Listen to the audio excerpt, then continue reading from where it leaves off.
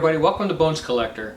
This is a video series where Lori and I are taking the time to play through our library 2 or 3 games at a time and then making a video. We want to do that so that we can show you the games all set up so you can get an idea about what is in the box, and then I can tell you how to play the game in a little more detail. We hope you enjoy this series, and I'm always telling you that we play our library, and that's what I wanted to show you and why I wanted to make this video series. So I hope you enjoy it. Hey everybody, welcome to Bones Collector, where today Lori and I just finished playing Gentes. Gentes is a game that came out in 2017. This Deluxified edition that I'm going to show you here today came out in 2018. Gentes is a game for 1 to 4 players, so my solo friends, there is a solo variant in this game. And it is a civilization builder with an action points, action drafting system, set collection, some open drafting of cards, and the winning condition, of course, is the most points. Now, I do want to talk first. This is from TMG, who's out of business now. But man, they, I tip my hat to TMG. I think they were deluxifying games way before anybody else, really. And now, overproduction has kicked in. But they really did a nice job, TMG, in deluxifying some games. We had Yokohama deluxified. We still have Chimera Station deluxified. But they really did such a swell job with that. This is by Game Brewer, Spielworks, and TMG. We backed it on Kickstarter, and this game, I'll talk about the production right now, is just absolutely phenomenal. And it's just right. It's not overproduced. It's just right for a Euro game. And it's way ahead of its time, 2018. I mean, Lori and I backed this on Kickstarter. It came with, first of all, wonderful thick box. Has a sleeve that fits over the box, and it came with a folded space insert. And not only does it have an insert and a place for everything, but it has little pictures inside the box to show you what goes where, and that's pretty neat. And we'll take a picture, put it up on the screen at some time during the video to show you what it looks like in the box. But man, it's just a phenomenal job by TMG to deluxify this game by Stefan Risthaus.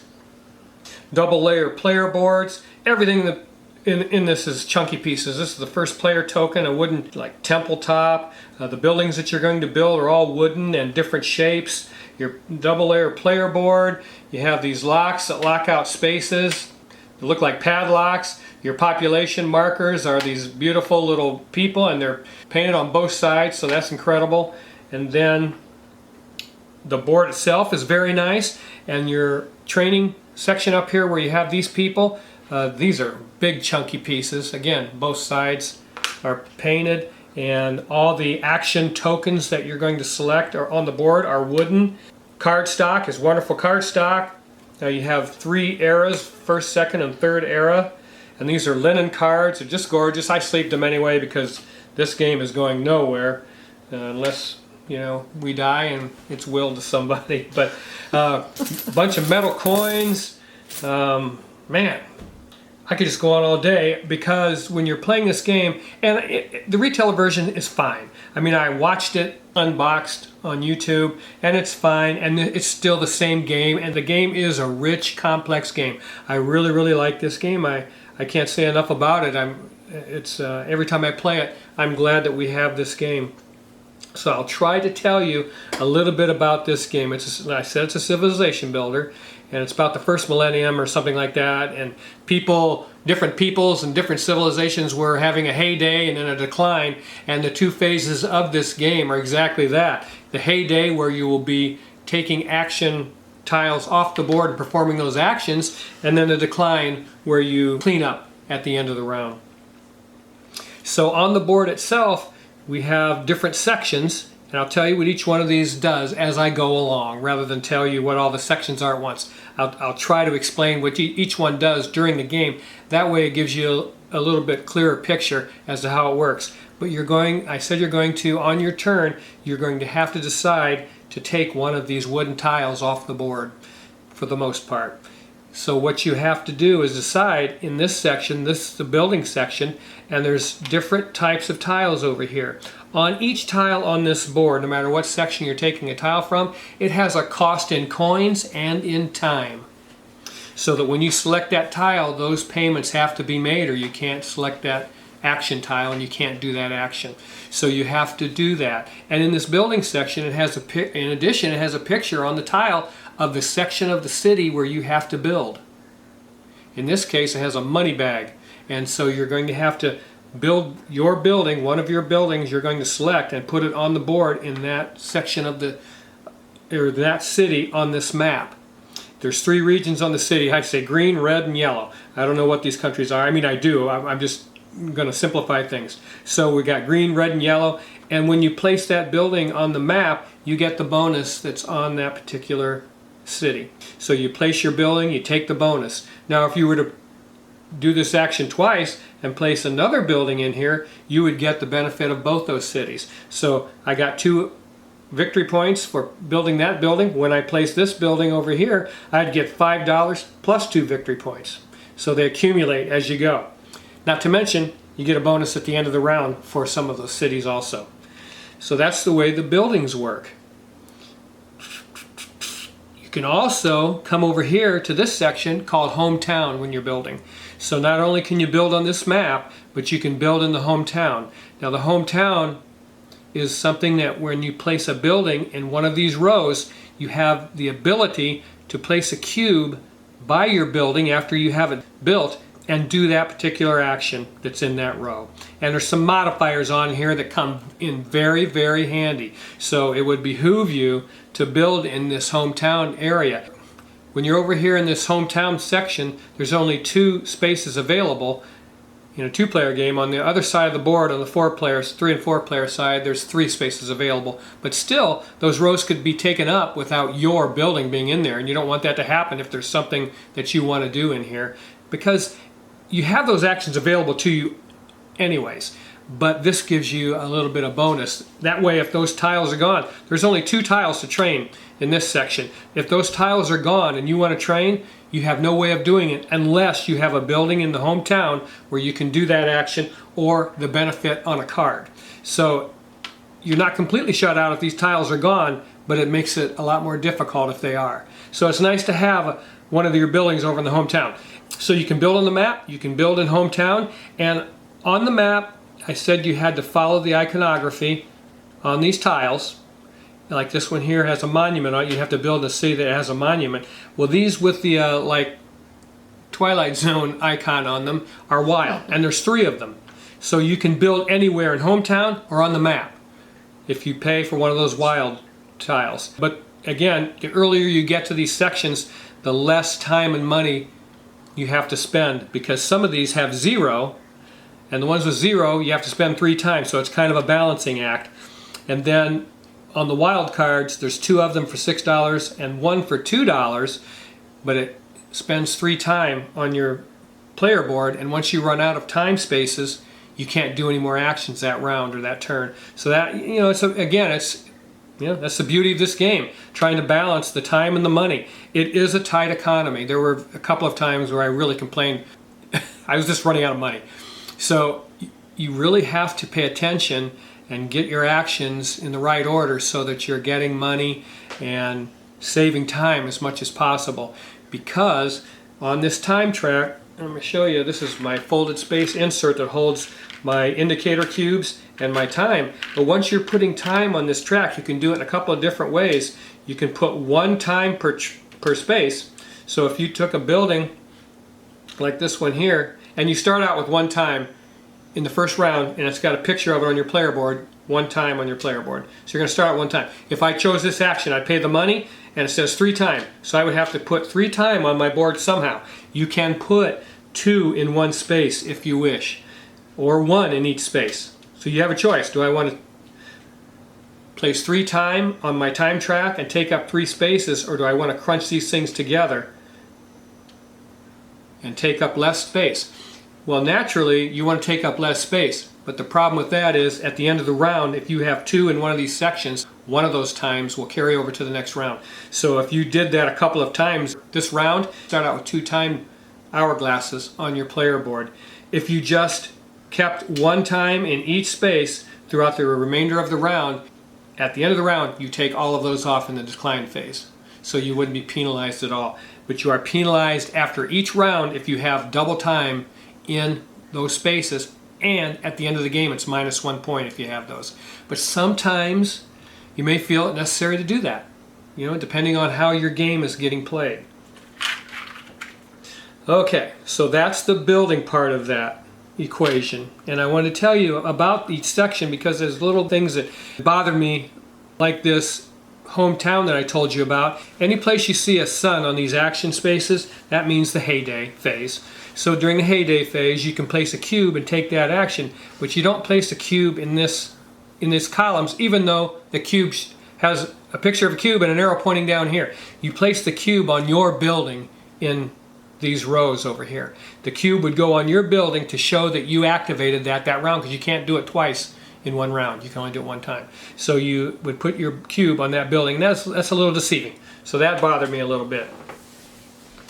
That's one of the things. There was and again, it's not enough to change the game. It's not you just have to remember that that's what it means. And then on the other thing that bothered me was on your player board where you're tracking your population. You start out, these are 0 spaces. I wish they had placed a 0 either on this space or above it, because when you're in the middle of a game and you're playing, and I'll show you what I'm talking about here. Let me get these. And you're starting to build your population, and you're kind of counting where your guys are.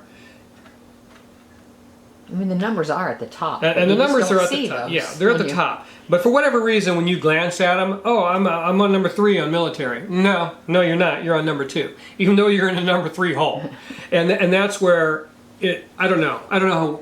I guess it might be just an old person's thing. It might just be us. Yeah, because I would glance and say, oh, my population to satisfy this card, because these, and I'll tell you about these cards, but they have population requirements on them if you're going to play them.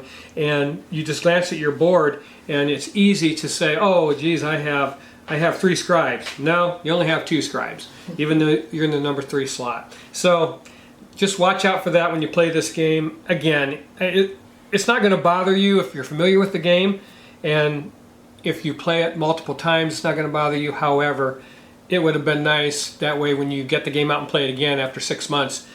Oh, shoot, I forgot. That's a 0 space, you know, and stuff like that.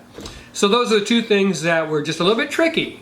They didn't bother me, they were just a little bit tricky. I should rephrase that. So that's the building section. Then right here is a training section. And you're going to, again, if you want to train some people, which moves them on your player board, moves your population, then you select one of these action tiles, and if you get there first, it only costs $4 and 1 time. If you get there second, it's $8 and 1 time. However, by spending $8, you can train more people. If you only spend $4, it's a limited amount of people that you can train. And there's a graph on the board that shows you exactly which is which. But I do want to show you how this little track works. Let's say I paid that $4 and I wanted to train 2 people. It says right here $4 and it has an arrow pointing to the left. I can train 2 people, and you only move them 1 space on your board. But I want to do 2 people, so I would move those 2 people up like that, and I would slide these guys all down, and then the first person on the right would take the first empty space. Then this person goes here on the end.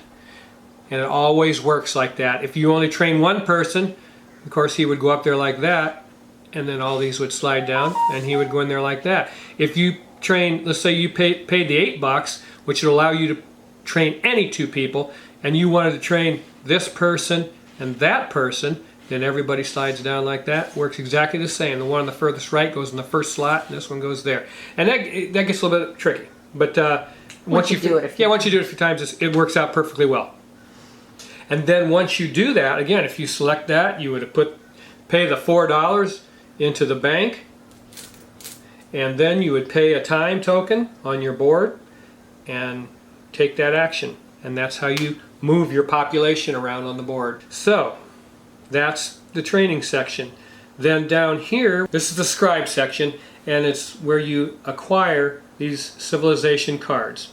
Now, you'll be selecting one of these action tiles. First person there, it's cheaper. This costs $6 in one time. If you're the second person there, it's $8 in two time. Even though by paying more, you can select more. So you may get there first and say, you know what, I've got enough money and I've got enough time on my track. I'm going to pay the $10 in the two time because I want this card clear at the end. And you have to pay $10 to get this thing. So, and that happened to me. It happened to me in the last round. I went ahead and paid the $10 and got this last card because I could do the card. I had the requirement for with my population to do that card, and in the third round, all these cards are huge points. So you want to do that. So you can take the cards, and it has a graph on here to show you the payment and what cards you can take, or you can pay that amount, like $6 and $10, and take something from the discard pile. Now there will be nothing in the discard pile in the first era.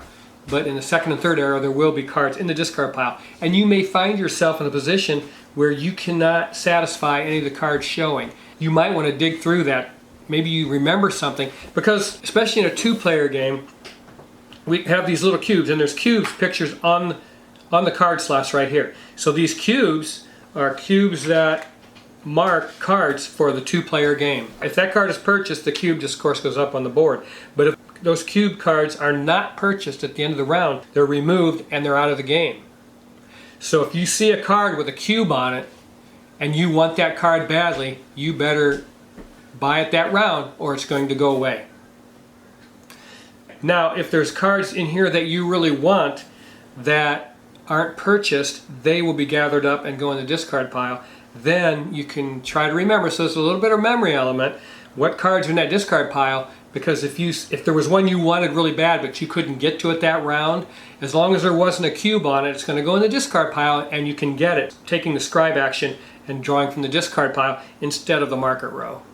Okay, so that works kind of nice like that. This yellow section is called the chronicler.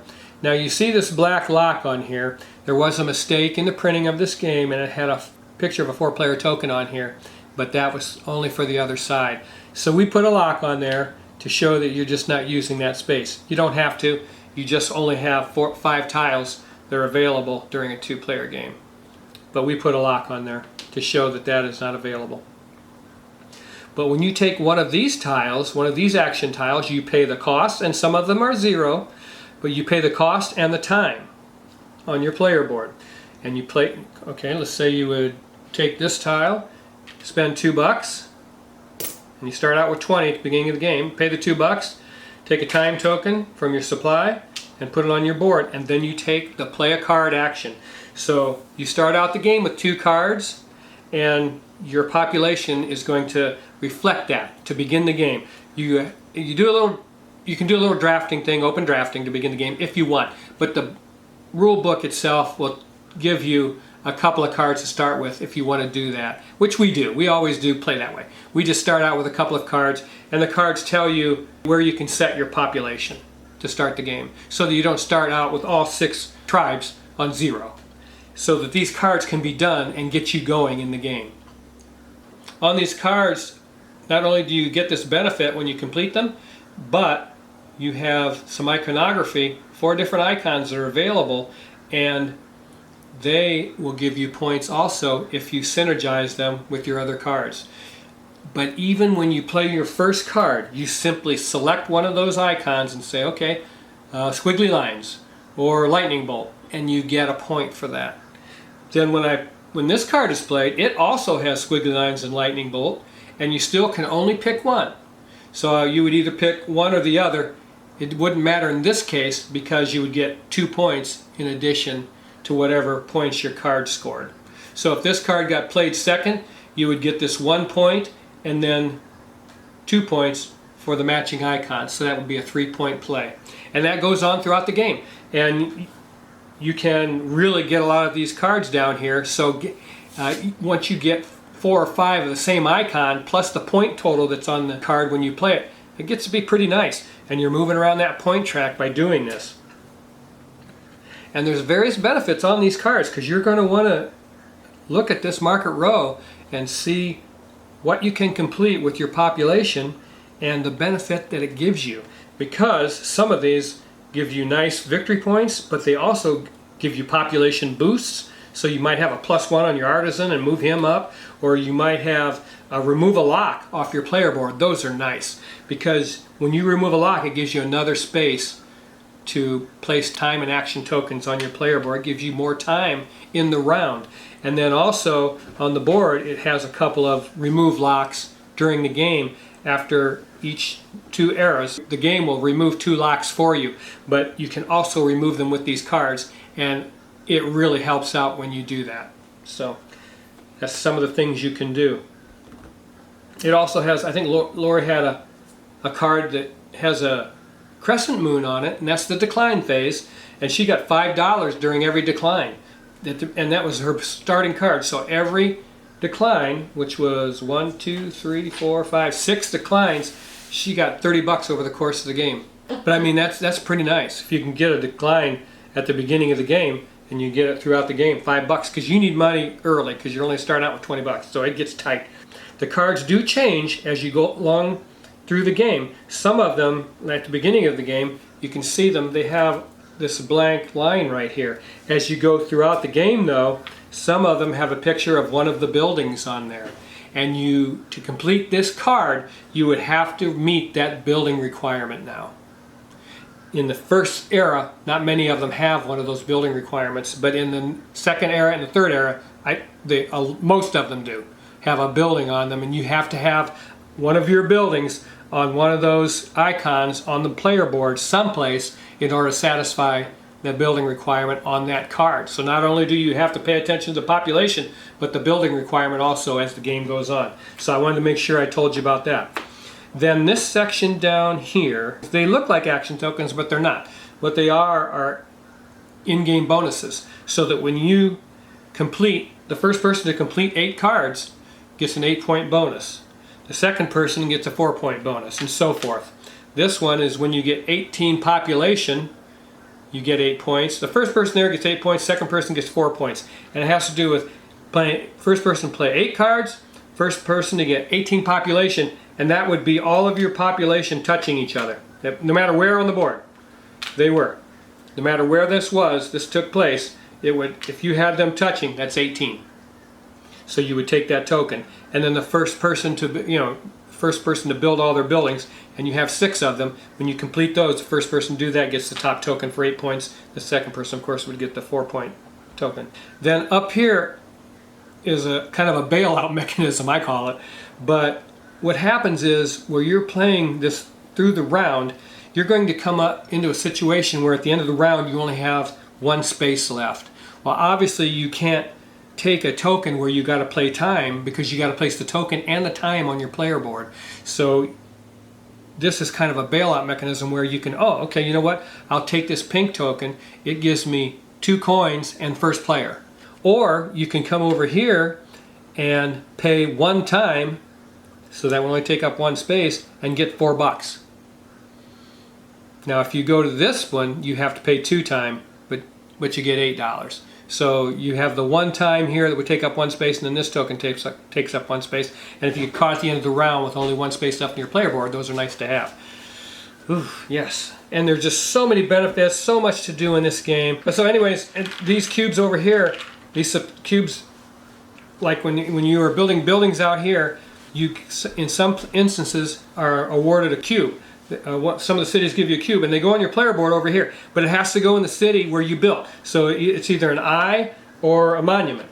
So whatever icon you build on, you get a cube for that area. The eye column would allow you to move yours on your board. You can move, for 1 cube, you can move one of your population +1 and one of your population -1. Move those around. This monument column would, if you spend this cube, would allow you to have +1 on any of your population when you're trying to do a card just that 1 time. So you'd spend that cube, and it happened to me.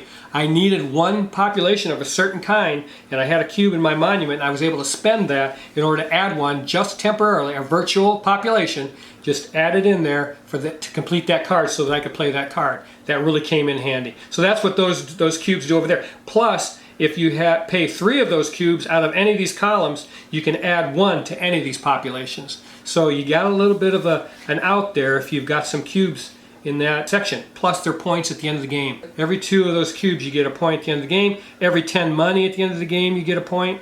Yeah. Oh, I mean, for all my Eurogame friends out there, this game is fantastic. It's a real thinker. You can buy this game with confidence, knowing you're getting a game that is great at the beginning, in the middle, and at the end. And that is how you know the designer was an artist, because this game plays well, and I love this Deluxified edition. It's just magnificent. Lori and I enjoy it every time we play it. I hope you get the chance to soon. Bye-bye. Hey everybody, how you doing? Welcome to Bones Collector, and today Lori and I just got done playing Tungaru. Tungaru is a game that came out in 2020, and it is designed by Louis and Stefan Maltz, and the art was by Andrew Bosley, who does an amazing job throughout board gaming. I wanted to mention that, and I love the art in this game. It is for 2 to 5 players, no solo variant. I'm so sorry, you guys. And this is a game about endgame bonuses, set collection, worker placement with dice, and action selection. And the winning condition is the most points around this track on the board. Well, let's talk a little bit about the production of the game, because that's always what I do. And I love the beautiful box cover on this game. The art, and it's like a, what do you call that, spot UV coating or whatever, so it's kind of cool. The box itself could have been thicker. It's not bad though. It's pretty decent, but it could have been better. I'm always complaining about board game boxes, because if you have a good game, I always say put it in a good box, and there are good thick boxes out there, and this isn't going to be mistaken for one of those. But the components, quality, these monuments are wood. Settlers are wood, these guys right here. The dice are kind of a smallish D6s. The components are wooden. The pearls, fish, clams, and cocoa. And these boats are plastic. And I forgot to mention, this is a deluxe edition of Tungaru. We kickstarted this game, and we've had it for a couple of years now. Your leader cards are linen stock. Your player board is linen stock. The board itself has a 2 and 3 player side, and the other side is a 4 to 5 player. I've never played this at anything other than a 2-player count. And I want to tell you this, it is a brilliant game. We at 2-player, how many times we played it? 3, 4, 5, 6, 7, 8. We've played 8 times. And it took me 8 times to be able to play this game well. It is such an amazing design by the Maltzes, and these guys are good at board game designs. They've done Rococo, which is in my top, probably my top 50 games of all time. I love the theme of Rococo. The mechanics in the game is just amazing. They also did a programming game called Valparaiso, which we had a lot of fun playing.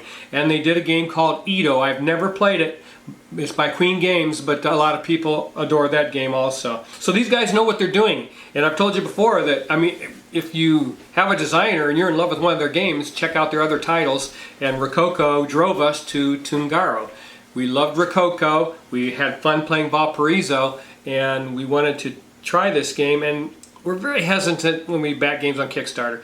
I say I got it off Kickstarter, and I'm very careful about it.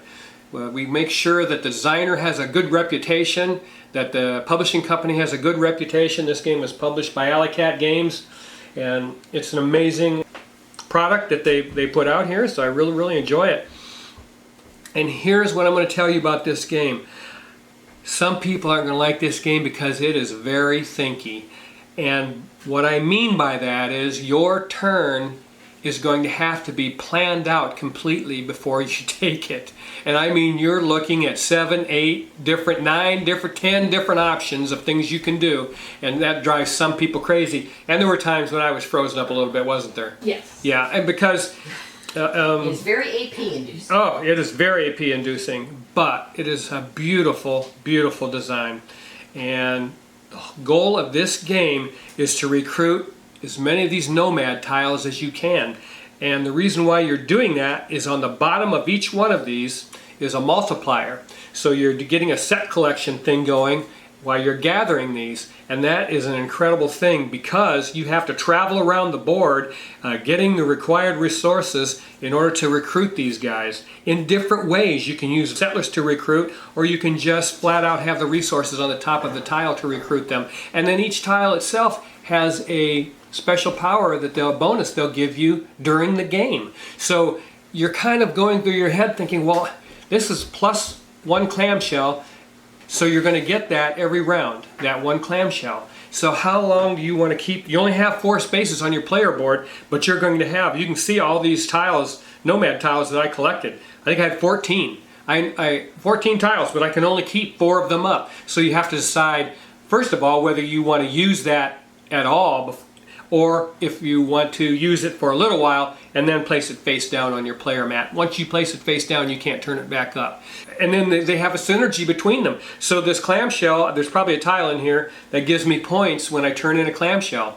You know, 6 points or something like that. I know there was one for fish and cocoa and pearls, so I imagine there is one for clamshells also. And then at the bottom, it gives me 2 points for every monument I managed to place on the board, which I placed every one of them. And there's 8, I believe, 2, 3, 4, 5, There's 8. So 8 monuments, and I get 2 points for each. That's 16 points, and I had 2 tiles that gave me 2 points for each. So that's 4 points for each monument that I had on the board. And that's what you're going through in your head, and what you're trying to do is collect tiles that do the same multiplier, because that is how you really, really win this game. You do well in this game. And this one, for instance, there's 1, 2, 3, 4, 5 of these nomads I recruited. They give me a point for every nomad I recruit. And I had 14. So that's 1, 2, 3, 4, 5 times 14. And that's really what won this game for me. Lori did the same thing yesterday with another set of tiles. And I ended up winning this game 154 to 115. And it was almost identical yesterday when she beat me. I wasn't very happy. But she beat me by that same margin, and I was like, oh my gosh, you did well that time. That was crazy. And then I managed to do just a couple points better than her from game from yesterday. And then we played another game, and we've played this game I think 3 times in the last 2 days, but wow, it is just a wonderful experience to play this game. It reminds me of Netatanka, if you've played that, and Crown of Amara, very similar, where you have to plan out your turn in your head of things you're going to do. And it starts with these leader cards, and you have a hand of 5 of them in your player color. And we just finished the game, so I have some of her cards in my hand, because once you use that leader card for that turn, at the end of the round you give it to your opponent. So they're going to end up with your card, and you're going to end up with theirs. And each one of these has a special action that they take. The leader ability on each card has an exclamation point, so you're going to perform that right away, the leader abilities. And each one of them has something special, except the chief, he just gets you first player, but he has another function also. And then these leader abilities will be performed when you play that card. And then on the bottom right, they have a leader benefit, like this one here. You can use it one time. Once you use that leader benefit in the bottom right corner, you have to tap your card to show you've done it that round, because you can't use it more than once. But you're thinking about that. You're thinking about their ability, their benefit, and then they have a resource generating square on them also in the upper left-hand corner in the 2-player game, and it has a dice value that you have to place on there to get that resource. And then in the bottom left, there's also a resource generating function, but in a 2-player game that doesn't get used. But the 4-player game, you would use all 4 of the squares on these leader cards. So you're sitting with your hand of cards. You're going through 5 choices. Do I want to do a trade to get something that I need to recruit right away? Do I want to, when you play the beggar, you get a resource from your neighbor on your left and your right in a 3 or 4-player game. But in a 2-player game, your neighbor would have to give you a resource of their choice, but you get 3 points in return. And it tells you that right on the card. And this guy gets you first player, but during the game, if you tap his card, you can switch any 2 of these nomad tiles on the islands, on the main islands, because you might be here and the tile you want to recruit is over here, so you can use this card, tap it, switch those tiles locations so that you don't have to move to make that recruit.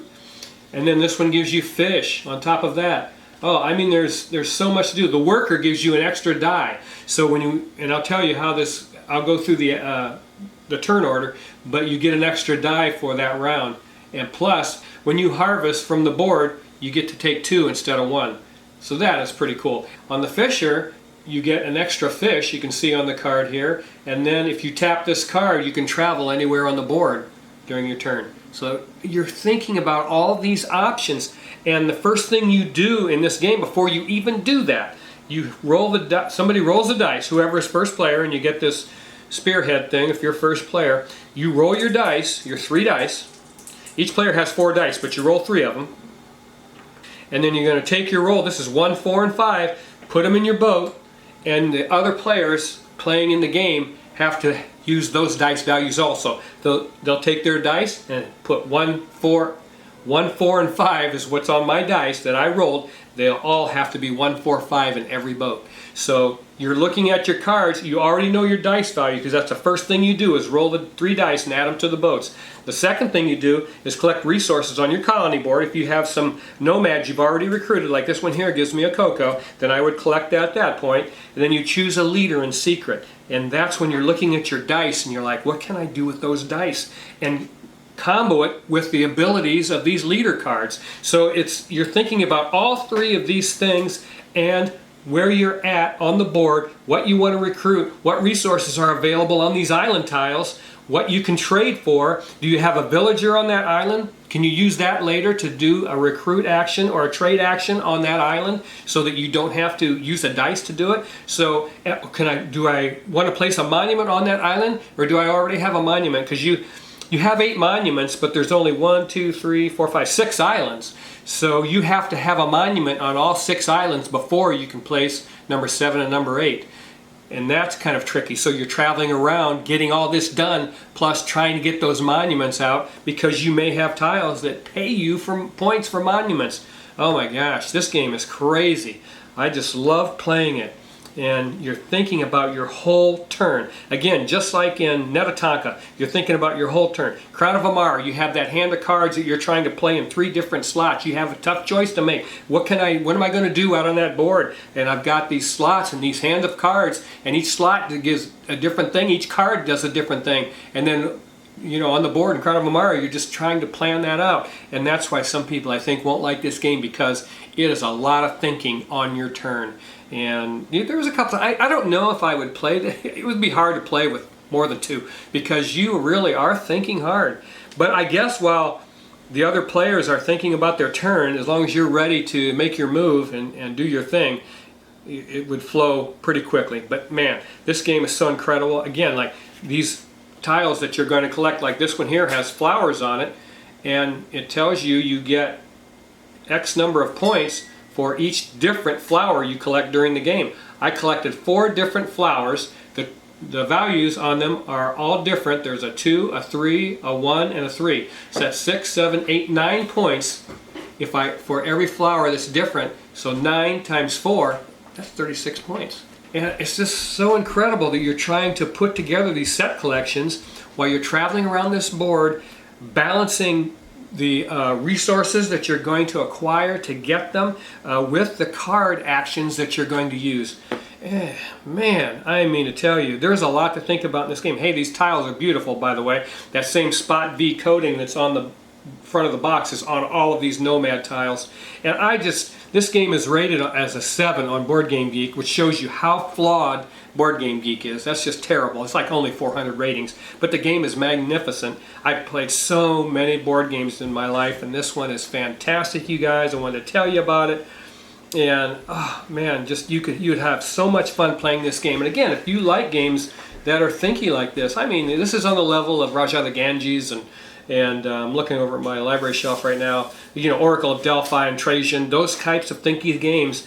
If you like that level of complexity, you're going to love Tungaru. And again, it's all about that set collection during the game for those end game bonuses at the end of the game, coupling it with this action selection and worker placement of your dice. Oh my gosh. I'm telling you, I've seen this game dirt cheap. If you can get on the geek market, I'll bet you can find a deluxe copy of this game very cheap, because I'm telling you, there are people that aren't going to figure out how to play this game, and they're not going to see the beauty in it. It is fantastic. I love everything about it. The small board, I love that. Lauren and I love small game boards with everything making sense on it. Everything is laid out beautifully, so that when you're playing the game, you're like, oh my gosh, yes, I see you can see everything. If this board were huge and these islands were all spread out, you'd never be able to figure out what you're doing. Needs a player aid.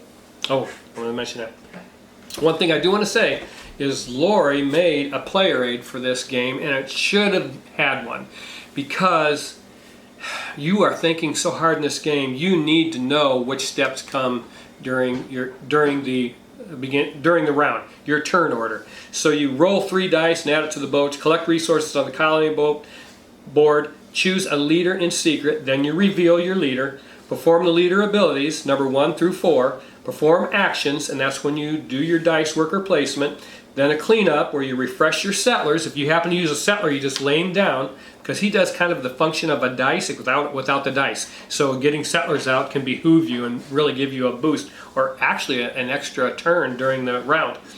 Then you retrieve all your dice, perform leader ability number 5, that's the chief, because you're going to switch, the chief switches first player, and then you exchange leader cards with your neighbors. You know, if you're playing 4 or 5, you do the same thing. You're going to draft those cards, and that needed to be on a card in this game.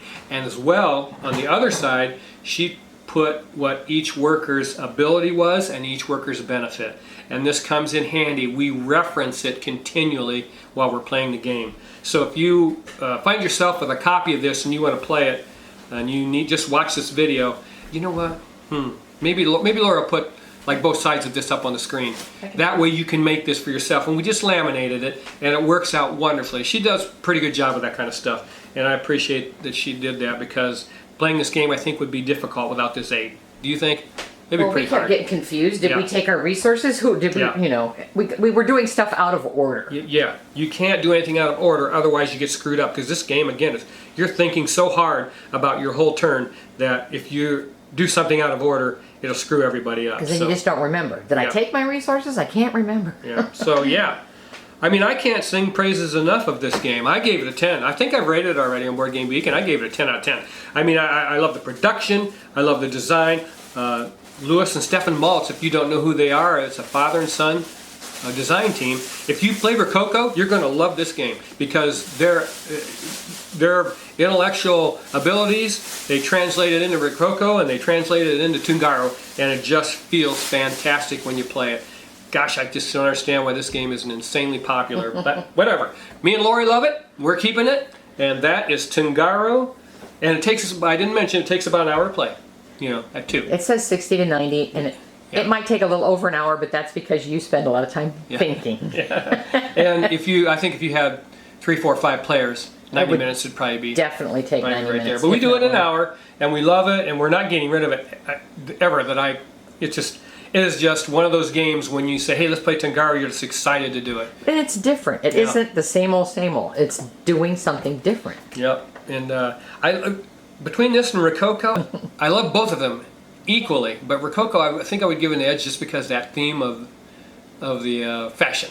You know, the fashion theme, that's just so different that I just really, really love that. And we had Rococo Deluxe, and that was fantastic also. Same game, just more pimped out. Hey, you guys, if you get an opportunity, again, if you seek this game out, I think you can probably get this game very inexpensively. The deluxe version I'm talking about. Now, it's just as good in the retail version if you have it. Hey, who cares? I've got, again, I mentioned yesterday in the other video that I've got Castles of Burgundy, the original edition, and every time I play it, I have a great time, and I sing its praises. I don't have to have the new 3D with all the models. You know, that would be fun too, I'm sure, but it doesn't matter really what edition you have.